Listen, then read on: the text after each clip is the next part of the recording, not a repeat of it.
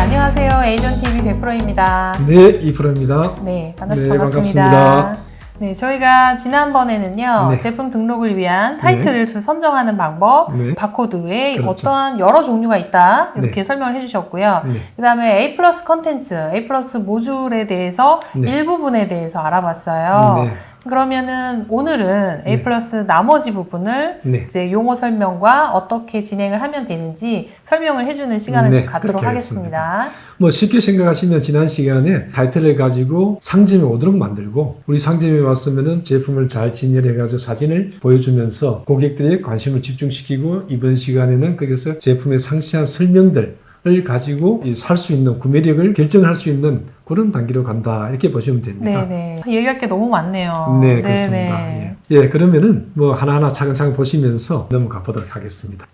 상품의 베리에이션이라고 되어 있는데요. 상품의 옵션을 선택하는 겁니다. 하나하나 차일드 리스트가 있고 차일드 리스트를 그 10개가 있으면 10개를 하나의 가상의 페어런트 리스트가 있습니다. 이걸 묶어 놓은 거. 이걸 갖다가 이제 고객들 입장에서 보시면은 색깔 다르게 그리고 이제 옷을 살 때는 사이즈도 다르고 향수를 살 때는 냄새가 다 다르잖아요. 네. 그런 걸 갖다가 하나의 베리에이션이라고 보시면 됩니다. 네, 색상, 사이즈, 여러 향기 네, 이런 그렇습니다. 것들을 등록하는 것을 이제 베리에이션이다라고 이해를 하면 되겠어요. 예, 그리고 이제 거기에서 이제 제품이 완제품이 하나 있으면은 액세서리도 있을 수 있잖아요. 네. 이걸 갖다 붙여놓은 거. 아, 이것도 이제 하나의 어떤 세트로 구성되어 있는 거. 이것도 하나의 베리에이션에서 선택을 할 수 있는 네. 그런 네. 품목이 될 수 있습니다. 그러면 그런 것들이 어떤 식으로 되어 있는지를 한번 볼까요? 네네. 한번 들어가서 보여주시면 더 네, 이해하시기 이해하기 쉬울 것 쉽죠? 같아요. 네네. 여기 보시면은 여기에서 이제 또 베스트셀러로 들어가 보겠습니다. 쭉 나오는데 좀 내려가 보겠습니다. 스크롤에 갔다 내려가면은 이게 제일 보기 좋은 게 옷이겠죠. 옷을 갖다 보시면은 참 대단합니다. 이 옷에서는 베리에이션이라는 게 아주 다양하게 되어 있죠. 엄청나네요. 이게 전부 베리에이션의 옷이죠. 네. 이게 하나하나가 전부 다가 별도로 에이션이 되어 있는 겁니다. 이걸 클릭하시면은 그 제품을 살 수 있는 또 기회가 주어지는 거죠. 그리고 가격도 조금씩은 다를 수가 있고요. 예, 이게 이제 베리에이션이라는 선택에 대한 거니까 네, 잘 이해했습니다. 이해를 해주시면 네. 좋을 것 같습니다. 다음 장을 넘어가도록 하겠습니다. 네. 이건 또 뭔가요? 뷰티 포인트, 예, 총알입니다. 예, 그래서 이제 키 피처 해가지고 중요한 어떤 특성을 갖다가 잘 설명하라. 네네. 설명해가지고 고객들이 내 상점에 왔고 사진을 보면서 진열을 보면서 어떻게 느낌이 좋았다면은 이것에서 제품을 결정하는 단계에 들어가지 않느냐. 어떤 특성에서 제품의 특성을 설명해 놓은 겁니다. 자, 보시죠. 뷰티 포인트를 읽고 구매를 결정한다. 고객 입장에서는 제품 특성을 갖다가 알고 싶을 거 아닙니까? 제품의 어떤 임팩트 있는 그런 특성들을 잘 설명을 해서 그렇죠. 고객들을 이제 고객이 사고 싶은 마음을 갖게끔 하는 그렇죠. 네, 맞습니다. 예, 그래서 고객의 이제 고가 제품이나 특성을 가지고 있는 제품에 대해서는 거기에 대한 설명을 잘 해놔야 됩니다. 그래서 이제 세계 유일한 제품은 이 사실은 이제 이해할 수가 없죠. 그래, 이 설명을 보고 이해할 수 있도록 잘 알려져야 되고, 저 같은 경우에는요, 여기에다가 제품의 개발 스토리를 적었습니다. 프로젝트인데 제가 이제 들고 다니는 초점을 안 맞춰도 되는 프로젝트를 제가 판매를 했었거든요. 그래서 개발 스토리를 어떻게 했느냐. 기존의 제품들은 이용을 한 데 있어 가지고 고정시켜 놓고 보니까 이 불편하더라.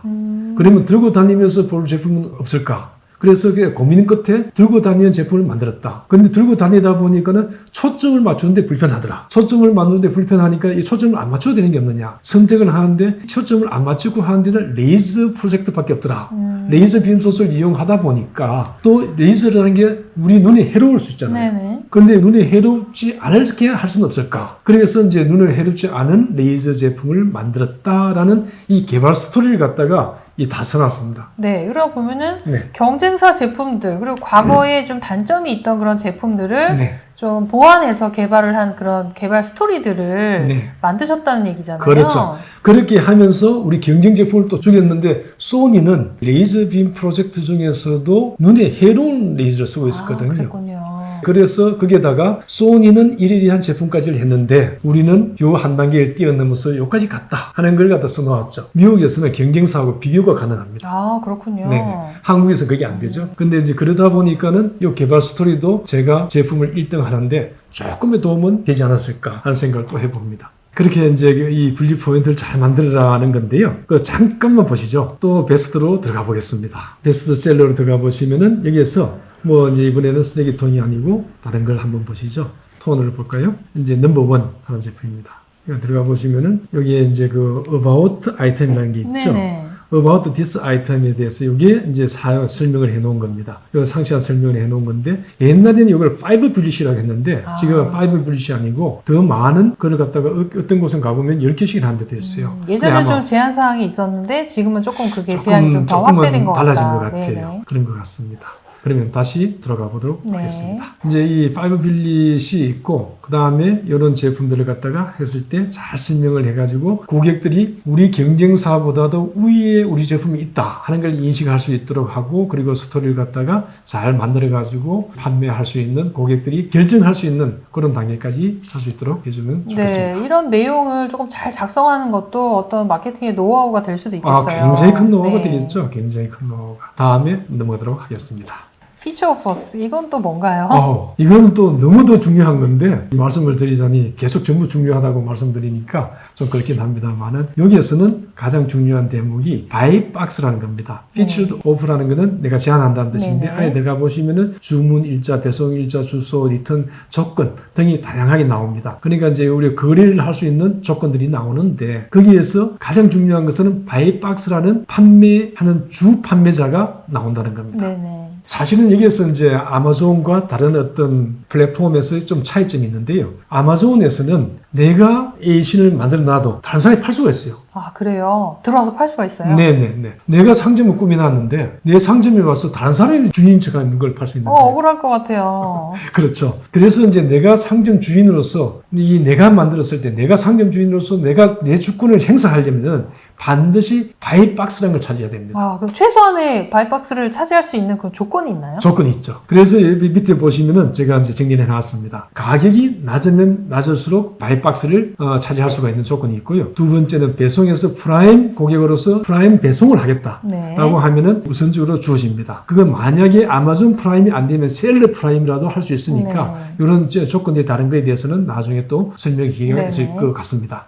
그리고 CS 조건, 그리고 이제 커스터머 서비스, 그리고 판매 실적, 셀러 퍼포먼스라고 있는데 이 아마존에서는 이 셀러 퍼포먼스를 굉장히 중요시 여깁니다. 그리고 저 고객 응답률, A to Z에 대한 클레임, 이거 굉장히 중요합니다. 네거티브 레스폰스 이런 걸 갖다가 하나하나 판매하면서 체크해 나가고 관리해 나가는 것이 굉장히 중요하고 재고량도 굉장히 중요합니다. 네, 재고량이 적을 경우에 네. 동일한 셀러인데 재고량이 많고 적고에 따라서도 이게 순위가 바뀔 수가 있다는 거예요? 그럴 수 있습니다. 네. 재고량에 따라 가지고 어떤 지역은 미국에 100개의 창고가 있다고 하면은 내가 100개를 보면 하나씩밖에 못 보내잖아요. 네네. 물론 그렇게 운영을 하지 않지만은 그렇게 됐을 경우에는 어떤 지역은 고객들이 볼 수 있고 어떤 지역은 보면서도 내가 프라임으로서 구매를 할 수가 없다면은 오픈이 안 되겠죠. 그런 것들입니다. 잠깐만요. 네. 여기서 셀러 퍼포먼스에 영향을 주는 요소라면 네. 어떤 거를 저희가 생각을 하면 될까요? 내가 이제 그 오더가 들어왔는데 네. 오더에 대한 만족을 못 시켜주잖아요. 네. 내가 이틀간 판매를 하겠다, 셀러 퍼포먼스가 이틀간 공급을 하겠다 했는데 이틀간 배송을 안 된다든지 아니면 내가 이제 재고가 있다고 했는데 오더를 들어왔는데 내가 이제 오더 캔슬을 한다든지